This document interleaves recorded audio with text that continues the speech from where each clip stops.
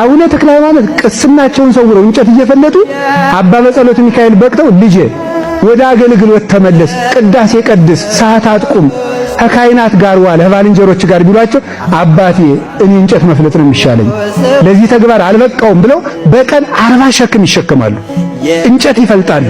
ከዚያ በኋላ ተመልከቱ ተክለ ሃይማኖት ያረድ እሳት የፈጀው ሰው ኧረ እሳት ፈጀኝ ለተክለ ሃይማኖት አሳየ ይባላል። ሲሉት ይድናል። ወጥ በእጃቸው አማስለው ይሰራሉ። ለምን? ክርስቶስን ለብሰዋልና።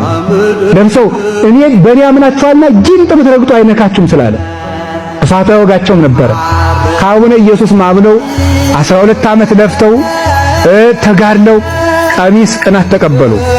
ከአባ ዮሐኒ ሂደው ደብረ ዳሞ ቆብ ተቀበሉን፣ አስኬማ ተቀበሉ። የሁሉ ተቀብለው ዓለምን አስተምረው ጣዖታትን አጥፍተው ሰዎችን ወደ ሃይማኖት መልሰው 99 ዓመት ተጋድለው ከዚያ በኋላ ተመልከቱ 7 ዓመት ሲቀራቸው ገርል እንዳልቀመሰ ሰው ሆኑ። 92 ዓመት ተጋድለው 7 ዓመት ሲቀራቸው ገርል እንዳልነካው ሰው ምን እንዳሉ ታውቃላችሁ?